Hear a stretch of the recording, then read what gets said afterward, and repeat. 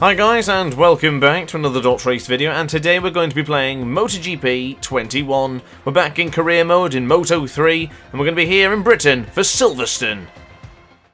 A familiar sight, ladies and gentlemen, Matt Grant on board the Husqvarna, the World Championship leader at his home Grand Prix. Now first and foremost, I'd like to give a little shout out to Charles Webber for creating the rider sticker on the back of Matt Grant. You will see on his bottom area there is a bit of a British-inspired one with the Union Jack and the name in the middle. And of course, the magnificent Silverstone circuit, one of my favourite tracks of all time. And that isn't just because of patriotism, I'm just generally a big fan of this fantastic track. There's lots of different corners, there's long straights, there's a little bit of undulation in there, there's long corners, there's fast and flowing corners, and there's even your really tight bus stop style sort of corners. Really great track. I absolutely adore it, and you know what, I kind of fear the worst, because this could be a very difficult track for one who is using power setting 1. Of course, power setting 1 has been absolutely awesome for this career mode so far. The races have been really competitive. I have absolutely loved it, and that is a lot of absolutely's to start this Grand Prix, or at least this qualifying session. So down by 0.3 of a second into Sector 2. We'll have 2 more sectors to navigate, of course, going into Abbey. Now, I remember in 2018, I was bimbling around near Abbey watching the practice sessions. Now, unfortunately, I didn't get to see an actual Grand Prix because the race was cancelled due to weather conditions. And fun fact, that was my very first MotoGP event, and it got cancelled. Still very bitter about that, but not in the resentment because of the riders or whatever, but simply just because the rain had to fall. Tito Roback got heavily injured, and of course it was not safe to ride around this particular track. I think it was due to the conditions of the actual track itself being very poorly drained, if you will. So unfortunately I didn't actually get to see much of the action, but what I did see and who I got to speak to, and just in general walking around buying the latest merchandise and just enjoying it and just basking in the energy of MotoGP. It was absolutely awesome. It was so cool, and I can't wait to do it again at some point. If I ever do go to another MotoGP race, I will be sure to let you all know, and hopefully we can meet up and watch a Grand Prix unfold there, or even in British Superbike or World Superbike.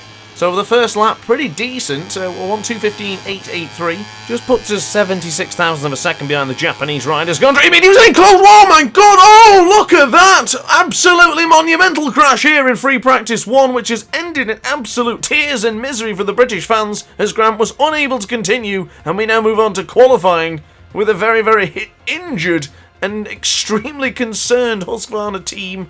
Goodness me, what on earth happened there? Why did the bike pirouette like that? That was absolutely astonishing, but for the time being we need to focus on qualifying, because unfortunately we are in qualifying 1. That 1 lap in free practice before crashing monumentally was certainly not good enough to get us into qualifying 2. So we're here now in qualifying 1 on board the Husqvarna, of course. Thankfully they managed to repair that one. I don't know if they managed to repair my sanity and my voice after screaming, but still, for the time being, we have to focus on the one goal, and that is to get into qualifying 2. You can't qualify well when you're down into Q1, so we're going to have to give it everything we can to get into those top 4 positions. Currently, as it stands, Yamanaka, Fernandez and Dupasquier are the top 3. Can't quite see who's 4th place right now, it isn't actually showing me, but there is only 1 completed lap as of yet. Now into Sector 1, we are down by just under 0.2 of a second, but that's okay for the time being. We've still got a lot of laps to improve on. We'll get these tyres warmed up, get the engine going, everything smooth, and then we'll start chucking in the faster lap times. Now braking into the magnificent corner for Stowe, turn 7. You can run it a little bit wide there if you want, or take a tight apex. It's kind of a corner that gives you best of both worlds. In the Grand Prix we'll probably be trading positions as well in that corner, so potentially look out for a different couple of moves, different styles and different lines. Of course, the race starts at 8 PM tonight. If you're not quite aware of the schedule, it is usually practice qualifying at 4 PM and the race will then release at 8 PM. We're up by a 10th and a little bit already into Sector 2. Fingers crossed Sector 3 can maintain the same sort of pace, get us some red sectors in there and continue to improve so we can get easily into qualifying 2. Now, I'm not too concerned with trying to get into qualifying 2. I think we're going to be okay, but I think the battle itself for qualifying in the top position, so the front row, it could be a little bit difficult But of course, a long time to go in this session. 10.5 minutes. The tyres are up to optimal temperature right now. Lost a little bit of time going into Sector 3, but we need to then focus to see where we're going to be struggling at, because in practice we really didn't find much. We didn't even get a chance to really complete too many laps. We did one lap, but that obviously wasn't good enough. And I've tended to do, if I make a big mistake in free practice, I tend to say, okay, that's it, we'll move on to qualifying straight away. Otherwise, I could just churn out all the fast lap times. If I'm doing alright and I haven't crashed, then of course I will continue with free practice. But either or, I like to change things up every now and again. Now, the issue with actual crashing into Andrea Migno, I was so used to them, as we just take the top spot on the qualifying session so far. It would be wise not to miss that one. So Grant sets the fastest lap of the session so far with a 2:15.037. Just 2.5 tenths of a second above Ryusuke Yamanaka. But what I was going to say is, in that corner I like to go really wide, and I expected Andrea Migno to cut across the track quite abruptly, because I do believe that's what they used to do in MotoGP 20. So we sort of played chicken with ourselves. I wanted to go onto the right hand side, and I expected Andrea Migno to go to the left hand side. Evidently he did not. We crashed into him, and yes, the rest is history. Free practice 1 ended in absolute devastation. I mean, I've never seen a Moto3 bike pirouette like that. That was quite scary, but at the same time it was damn funny as well. So going into Stowe, losing the front a little bit on the rumble strip, holding the line a little bit too tight, as we'll now break into the very difficult left-hander for turn 8 for Vale. Be very careful to make sure you hit the apex on the inside and on the outside for turn 8 and turn 9. Now hold the line here for turn 10 for the club corner. A little bit too close to the apex there. You did see the bike sort of squirmed a little bit, but we are up by 0.3 of a second. So if this lap can continue, we're going to be well and truly on our way to qualifying 2. Already in the top spot. Why not improve that lead? Why not make it a little bit more difficult for the riders behind? Teammate Romano Fanati's on a decent lap. Probably not enough to really bump me off the line, but still, you never know. Ethan Guevara, Carlos Tatai, Koffler, Dupasquier, all with personal sectors right now. Ayumi Sasaki is ahead of us on the Red Bull KTM Tech 3, as we are up by 0.7 of a second. We're definitely calling this one the last lap. I can't imagine us needing any more time after this one if we manage to set 0.7 of a second quicker than the current lap time will be on. If our maths are correct, that'll be roughly about a 2:14.3, which should be more than sufficient for a good lap, as we completely butcher the lap. Absolutely butchered it. I shouldn't speak sometimes, because I have absolutely messed that up for us. I do apologise.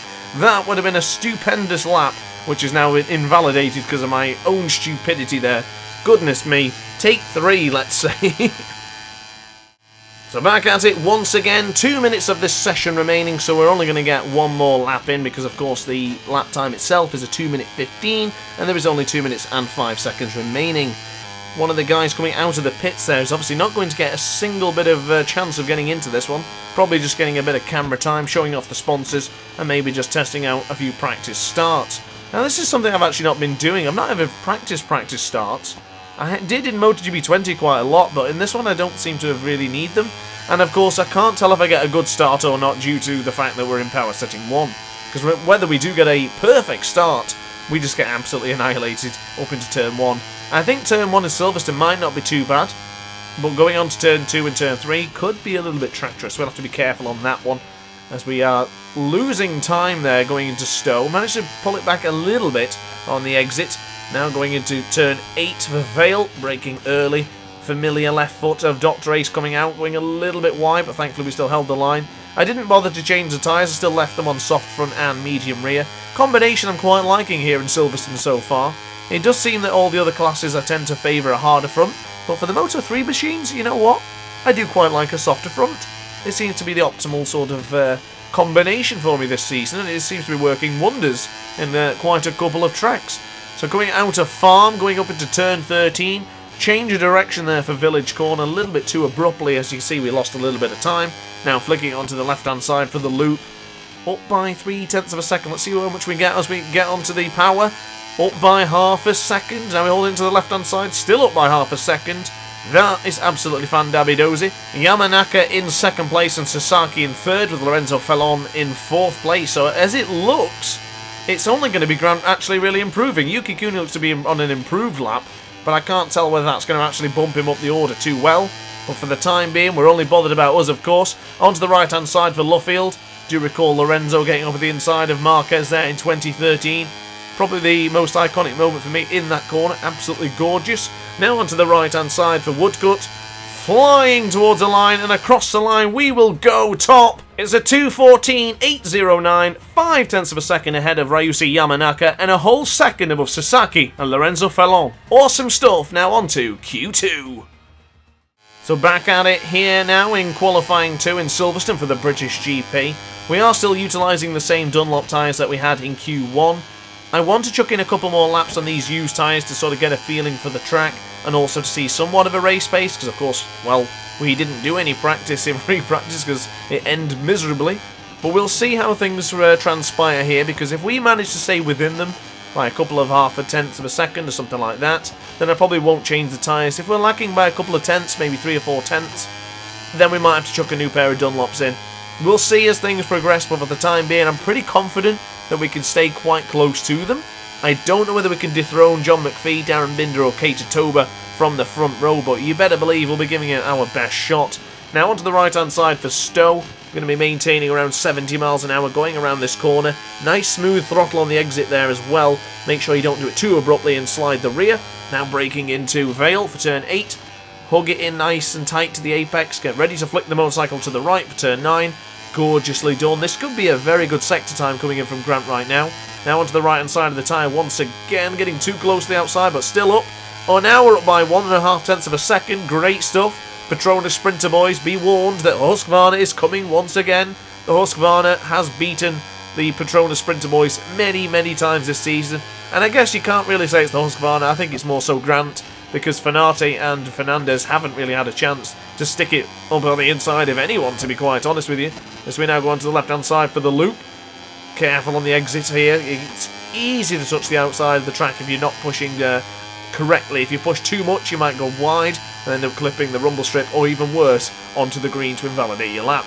Now underneath the bridge, charging towards the final couple of corners now, breaking into Brooklands. I do recall the magnificent squabble here between Johan Zarco and Sam Lowes many, many years ago in Zarco's hunt for a double championship in Moto 2.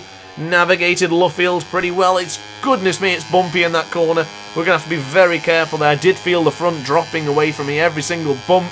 But as we're on a fast lap, so is Andrea Mino, and so is Darren Binder, but Grant puts himself up into the top position, up by 9 tenths of a second, a 2:14.722 for the British rider. The 26-year-old from Warrington, loving life here in the British GP. Can he replicate that once again and go a little bit better, potentially into the 2:14 lows? Mick, I don't think a 2:13 is possible, but we'll definitely give it our best shot. As Darren Binder, Toba, Sasaki, Acosta, all on fastest sectors right now, but Grant has set a whopping time in Sector 1, up by 4 tenths of a second into the first sector. John McPhee, give him a red helmet as well, because that sector time is already fine and dandy. Darren Binder will definitely keep an eye on him as he comes closer and closer towards the finish line. Onto the right-hand side for Stowe, maintaining third gear, 70 miles an hour, getting ready to shove it down. Mino now goes into second place, 93,000th of a second behind, as Darren Binder has dethroned Grant. Pole position relinquished to Darren Binder, never mind, he's relinquished it once again, this time to Jamamassia. Goodness me, I tell you what actually guys, we're up by 6 tenths of a second. Ooh, we're up by 4 tenths of a second, 7 tenths of a second on our personal best time, but 4 tenths of a second on the actual lap time itself, which is better than Joan Mamassia's and Darren Binder's.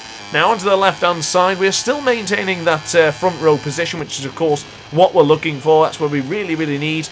A pole position would be absolutely beautiful, but we will take a front row start nonetheless. Now in behind John McPhee, a fellow British rider, of course, the Scotsman, will be trying to get onto a track that's not really home, but it's close enough, I guess. It's not that far away here in the United Kingdom. Underneath the bridge, here we go, full power now, 130 miles an hour, braking quite gently into the final corner, or at least the final 3 corners. Getting onto the left-hand side of the tyre there. Be careful on this right-hand side of the section into Luffield as we go into... Oh, we've dropped the front! Oh, no! Oh, it's so easy to drop the front in that corner into Luffield. The tyres are just dead. Ah, goodness me. I didn't bother changing the tyres, so that means we'll only have 2 more goes at this, ladies and gentlemen. And we are beautifully positioned behind the Red Bull Ring winner, Darren Binder, who was absolutely superb in that race. He managed to get the whole shot and just completely bugger off into the front. He was superb. Absolutely nothing but praises for Darren Binder, but enough of praising because we need to beat him. We need to get into this one now.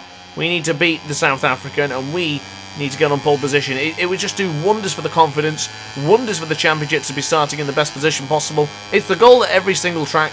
We're on like 7 pole positions or maybe 8 pole positions. I would like that streak to continue, so we'll continue to see what we can do, and hopefully in this session we can continue to push forward and really make a difference. Sector 2 time is coming up very, very shortly after Vale and of course Turn 9 as well, and we'll see how things progress from there. Now onto the left hand side for Vale, closing in on Darren Binder. I hope this is a good thing because sometimes it can be a little bit of a negative if you're trailing behind someone too closely, and if they make a little bit of a mistake, that means your lap time has gone as well. So keeping an eye on Kaita Toba there in 4th position. He looked like he had a lot of speed and it seems to have just dropped away from him. But look at these two boys. Darren Binder on a fast sector, Grant on another fast sector as well. We are beautifully positioned here. Can we get close enough for the final couple of corners to have a lunge or to just stay with him all the way to the end and just maintain some very fast-paced speed? Going into the loop right behind the South African now.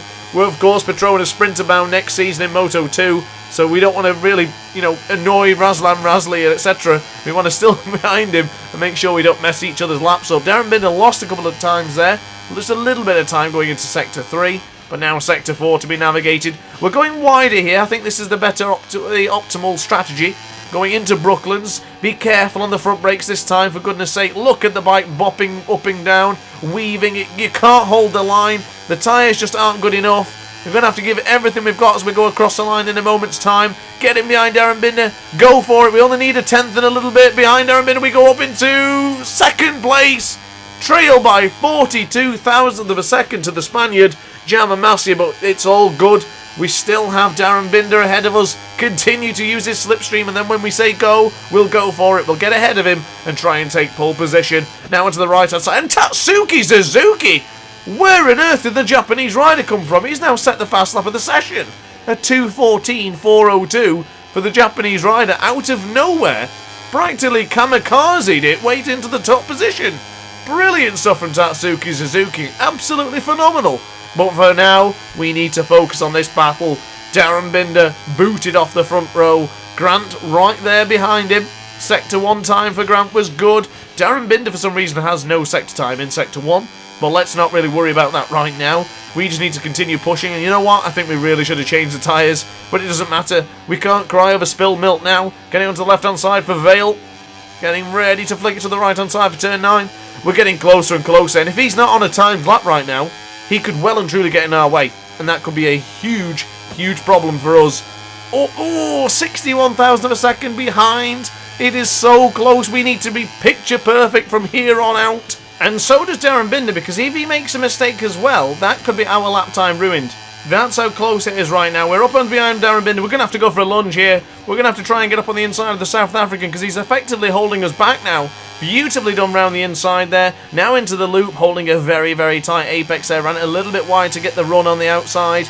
Now we'll continue just to gradually bring in the control to the left-hand side. 70,000 of a second. Oh, yes, come on, Grant. Pole position beckons the man for Warrington. He really wants it from home. Come on. Silverstone, British GP. We've got the rider butt patch on there made by Chaz. We've got to do it. Come on, only a few more corners to go. Luffield to be navigated now onto the right-hand side of the tyre. Oh, I can feel the controller dropping away from it. The vibrations are incredible. Now going out of the Luffield, going into Woodcuts for the final time on the right-hand side of the tyre. Now, is it going to be pole position? Across the line he goes, and he's not done it. No! Oh, no! Tatsuki Suzuki somehow manages to hold back Grant in his home Grand Prix. I will remember that for Motegi, my friend.